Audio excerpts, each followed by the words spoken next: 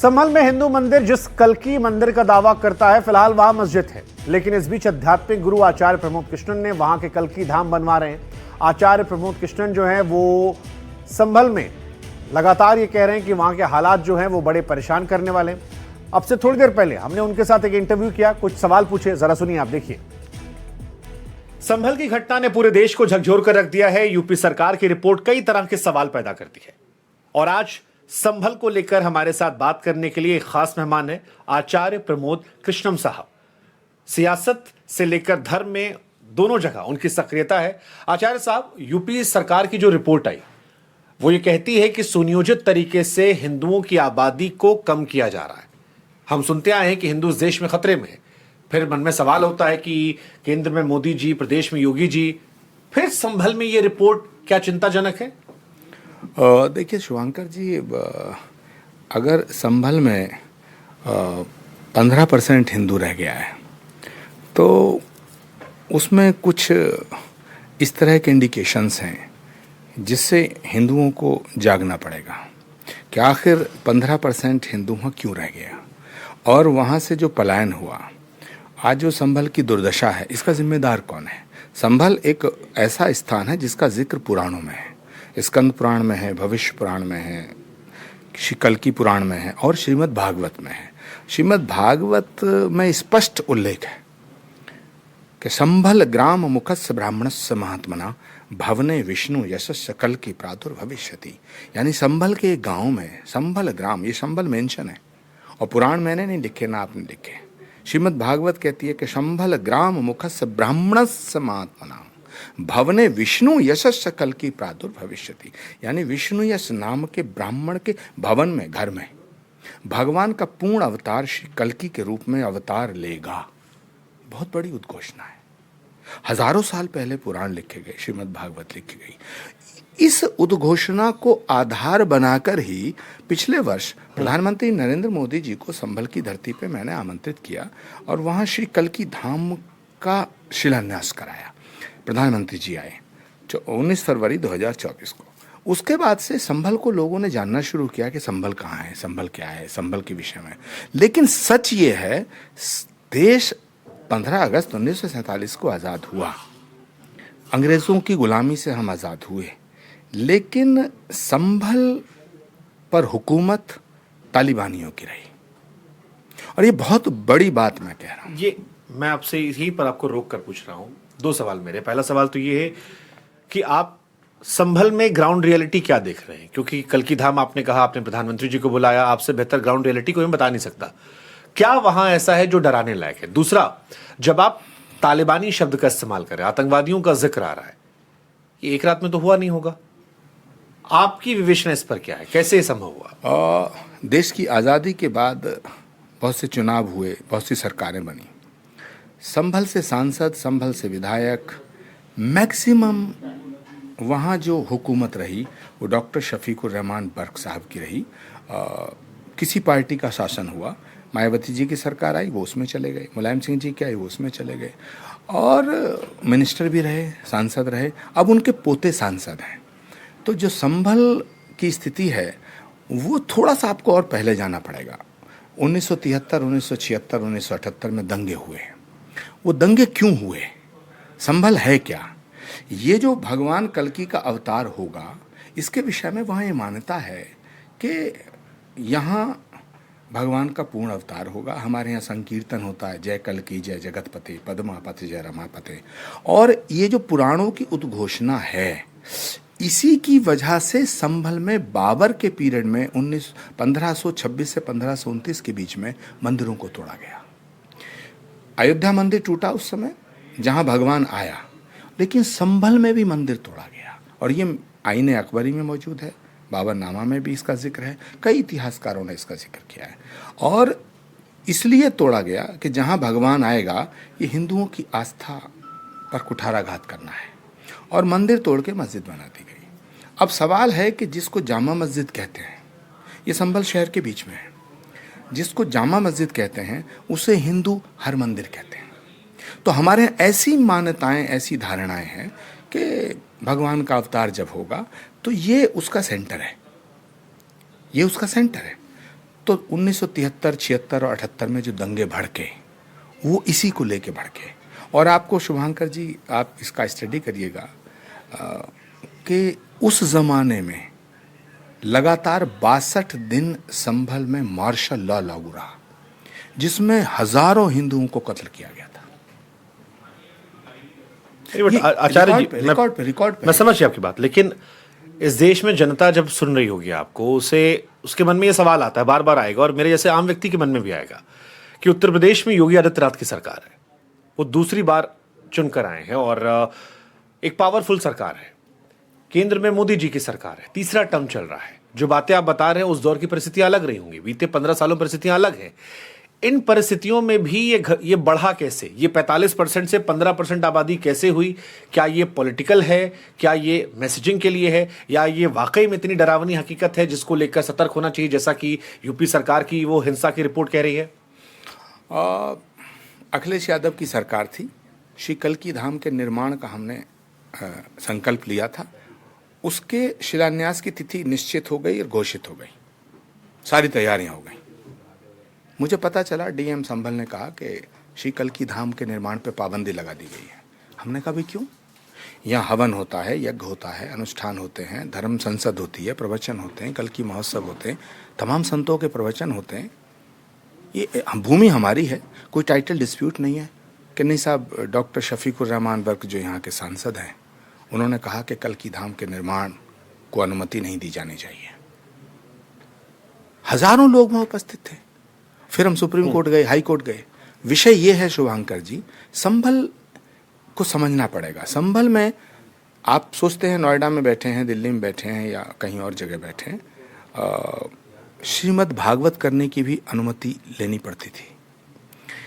जागरण की घोषणा हो गई, माँ भगवती का जागरण हो रहा, पुलिस आकर के जागरण के मंचों को गिरा देती थी।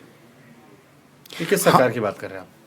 चाहे मुलायम सिंह जी की सरकार रही हो, मायावती जी की सरकार रही हो, अखिलेश यादव की सरकार रही हो। और क्यों होता था ये? डॉक्टर शफीकुर रहमान बर्क एक सांसद थे, एक नेता थे बहुत बड़े। He was most fanatic person. ये वही डॉक्टर शफीकुर रहमान बर्क हैं जिन्होंने जब संभल में भारतीय तमाम इंटेलिजेंस एजेंसियों ने बताया कि संभल के अंदर कुछ आतंकवादी छुपे हैं, उनका कनेक्शन है, और वहाँ छापे मारे गए, कुछ आतंकवादी पकड़े गए, तो डॉक्टर शफीकुर रहमान बर्क ने, सांसद थे वो, खुलेआम ये कहा था, अभी भी रिकॉर्ड पे होगा उनका बयान, कि मैं इनके साथ हूं। दूसरा, जब संसद के अंदर वंदे मातरम गाया गया तो आपको याद होगी वो घटना कि वो उठ के चले गए। उन्होंने कहा मैं वंदे मातरम को सुनना भी पसंद नहीं करता। वो बहुत फैनेटिक इंसान थे और उन्हीं की वजह से आज संभल का ये हाल हुआ है कि वहाँ का हिंदू डरा हुआ है।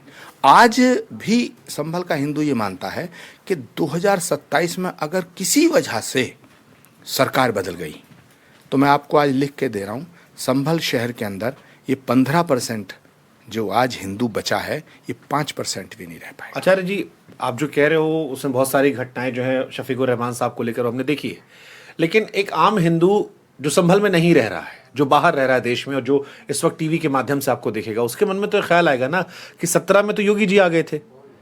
शफीकुर रहमान या उनके पुत्र एक सांसद के तौर पर क्या इतने पावरफुल है कि केंद्र में सरकार, प्रदेश में सरकार होने के बावजूद यहां पर पलायन नहीं रुका, दलित लोग पलायन करते रहे, हिंसा होती रही, आईएसआई, अलकायदा, तालिबान के कनेक्शन सामने आते रहे। एक सांसद इतना मजबूत कैसे? ये थ्योरी थोड़ा समझने की मुश्किल, और थोड़ा ग्राउंड पर बताइए कि क्या महसूस करते हैं आप लोग? पिछले साल 2024 के नवंबर में दंगे हुए। एक अर्जी लगती है अदालत में कि जामा मस्जिद का सर्वे होना चाहिए। वो कोई फैसला तो था नहीं।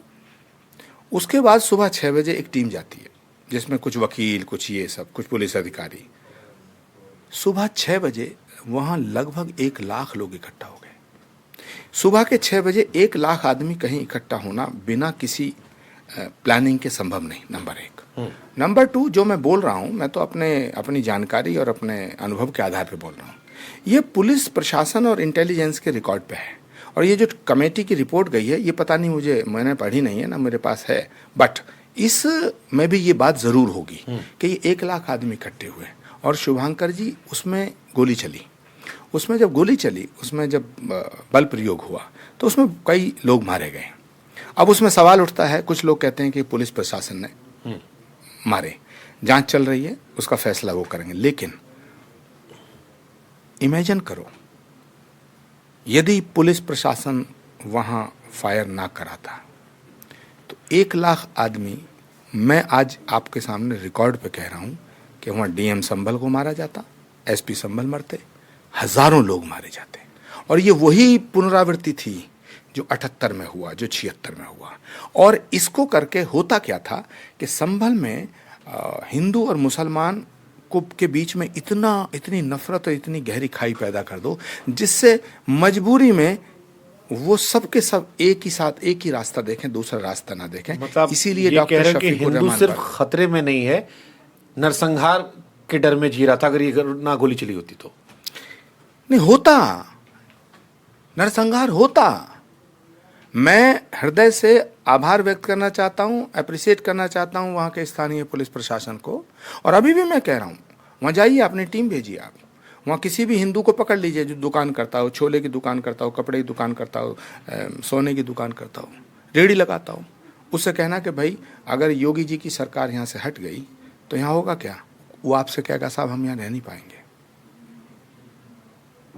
मैं तो आपको कह रहा हूँ, आप अपनी टीम भेज दीजिए। ये सभी पलायन कर रहे हैं, दलित ही केवल पलायन कर रहे हैं? नहीं, इसमें दलित और जाट और गुजर और त्यागी और ब्राह्मण और बनिया और ब्राह्मण का सवाल नहीं है, केवल हिंदू। हिंदू। संभल में प्रशासन जो है, पुलिस प्रशासन जिसको आप कह रहे हैं, वो योगी सरकार के अंडर में है, सरकार आपकी है।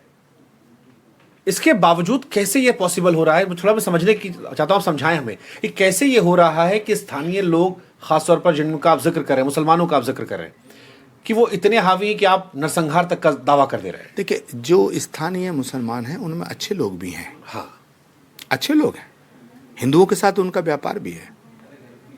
हमारे श्री कल्की धाम में भी बहुत लोग आते हैं। लेकिन वहाँ की जो पॉलिटिकल सिचुएशन है, जो पॉलिटिकल सिनेरियो है, वो क्या है कि समाजवादी पार्टी के नेताओं में अगर देखें तो समाजवादी पार्टी पे कब्जा किसका? डॉक्टर शफीकुर रहमान बर्क और उनके साथियों का। बहुजन समाज पार्टी पे वही लोग, कांग्रेस पार्टी वही लोग। भारतीय जनता पार्टी कभी संभल से नहीं जीती, एक बार को छोड़ के, वो भी 200-400 वोटों से जीती, 93 में एक बार, ठीक है, उसके भी कई कारण थे। लेकिन अभी भी संभल में समाजवादी पार्टी का सांसद है। ये कभी भी ये नहीं चाहते थे कि संभल की दशा सुधरे, और वहाँ कोई डेवलपमेंट का काम आज तक नहीं हुआ, कोई नहीं, कुछ नहीं, सिर्फ हिंदू और मुसलमान, हिंदू मुसलमान। मैं तो आज आपके इस प्लेटफॉर्म से एक बात कहना चाहता हूँ कि अगर स्थितियाँ बहुत गंभीर हैं, श्री कल्की धाम, संभल शहर, वहाँ हिंदुओं को बहुत बड़ी सुरक्षा उपलब्ध कराने की ज़रूरत है। और योगी आदित्यनाथ जी जो कर सकते हैं वो कर रहे हैं, वो कर रहे हैं।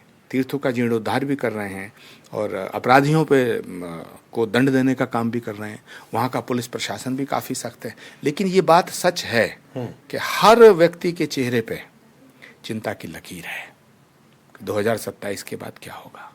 और ये बात मैं नहीं कह रहा हूँ, हर व्यक्ति के दिमाग में है, हर व्यक्ति के दिमाग में है। तो आप वहाँ पर कल्की धाम आपने बनाया, वहाँ रहते हैं, अगर मैं आप समझने की कोशिश करूँ कि इस डर को कैसे दूर कर सकते हैं?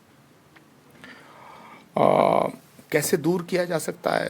धीरे धीरे चीज़ें ठीक हो रही हैं, लेकिन मुझे लगता नहीं कि ठीक हो पाएंगी, क्योंकि जो डेमोग्राफिकल चेंज आया है वो इतना बड़ा गैप है, वो इतना बड़ा गैप है कि उसे कैसे भरा जाएगा, आप सोच सकते हैं।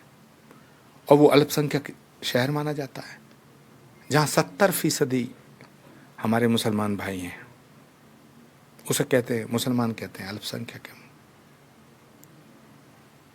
वहाँ कोई कहे कि वहाँ तो हिंदू अल्पसंख्यक है। जिस जगह कल्की धाम बन रहा है उसके चारों तरफ 57% मुस्लिम पॉपुलेशन है। अब इसको लेकर अखिलेश यादव जी ये कह सकते हैं कि मुसलमानों के नाम पर डरा कर आप लोग वोट ले रहे हो, या आप लोग डरा कर एक माहौल बना रहे हो। वो कह देंगे कि जैसे आप पहले कांग्रेस में थे, अब वो कह देंगे कि आपका थोड़ा झुकाव इधर आ गया, इस वजह से आप लोग ये स्टेटमेंट दे रहे हो, क्योंकि ये आप पर रिएक्शन आएगा उनका। जैसे ही ये बात हम रखेंगे उनके सामने कि 27 के बाद हो सकता है 15% आबादी भी चली जाए, ऐसा डर लग रहा है या ऐसा कहा जा रहा है, तो कहेंगे कि ये टैक्टिक होती है। तनाव बढ़ाने की, नहीं ऐसा नहीं, लड़ाने की? मैं सिर्फ अखिलेश यादव को टारगेट करना नहीं चाहता हूँ, ना मैं कभी किसी व्यक्ति को टारगेट करता हूँ। जब पार्टी उन्हीं की आप जिक्र कर रहे हैं, सांसद। जब कल्की धाम के निर्माण पे पाबंदी लगी तो मैं कांग्रेस में था। सारे कांग्रेस के नेता वहाँ आते थे, दिग्विजय सिंह जी, भूपेंद्र हुड्डा जी, सारे कांग्रेस के चीफ मिनिस्टर आते थे, शिवपाल यादव जी सब आते थे। लेकिन सवाल वहाँ सब कुछ ठीक है, मगर धर्म और दीन के नाम पर सब गड़बड़ है।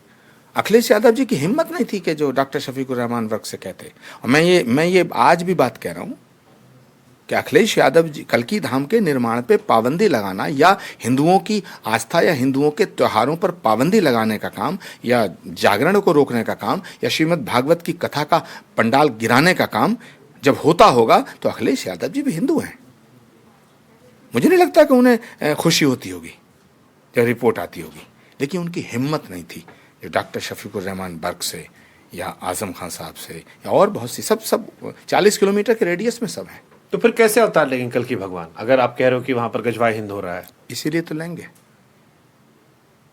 जब अधर्म की पराकाष्ठा होती है, परित्राणाय साधूनाम विनाशाय च दुष्कृताम धर्म संस्थापनार्थाय संभवामि युगे युगे यदा यदा ही धर्मस्य ग्लानिर्भवति भारत अव्युत्थानम अधर्मस्य तदात्मानं सृजामि। यही तो गीता का उद्घोष है। और मैं सारे कांग्रेसियों को कहता था, भाई आप बात क्यों नहीं करते? किसी की हिम्मत नहीं होती थी, हिम्मत नहीं होती थी। आप तो करीबी थे प्रियंका जी के। कहाँ जख्मों पे नमक लगाने की बात। अब थे तो आप, जब तक आप मोदी जी को बुला के मंच पर नहीं बैठाए तब तक तो आप करीबी थे। जख्मों को कुरेदना चाहते हैं आप शुभंकर जी? एक बार भी राहुल गांधी कल्की धाम नहीं आए, उन्हें क्या डर था? एक बार भी प्रियंका जी नहीं आई, आखिर कोई तो डर था। आपने मोदी जी को बुला लिया था। राम मंदिर अयोध्या कभी नहीं गए। जब राम मंदिर का मुकदमा चल रहा था तो हम लोग कहते थे, तो हमसे कहा जाता था कि आप टेलीविज़न पे ये बोलिए कि जब फैसला आ जाएगा, अब तक विवादित स्थल है, उसे राम मंदिर मत कहिए। लेकिन हम लोग हमारी तो आस्था का विषय था, ख़ासतौर से मेरी, तो मैं तभी भी कहता था श्री राम जन्मभूमि हमारे लिए पूज्य है, हमारे लिए ये श्रद्धा का आधार है, केंद्र है, आस्था का केंद्र है। लेकिन कहा जाता था कि भाई जब फैसला आ जाएगा तब सोचेंगे, लेकिन जब फैसला आ गया तब भी नहीं गए। बहुत बहुत शुक्रिया सर आपका। थैंक यू वेरी मच, धन्यवाद, आभार, साधुवाद शुभंकर जी।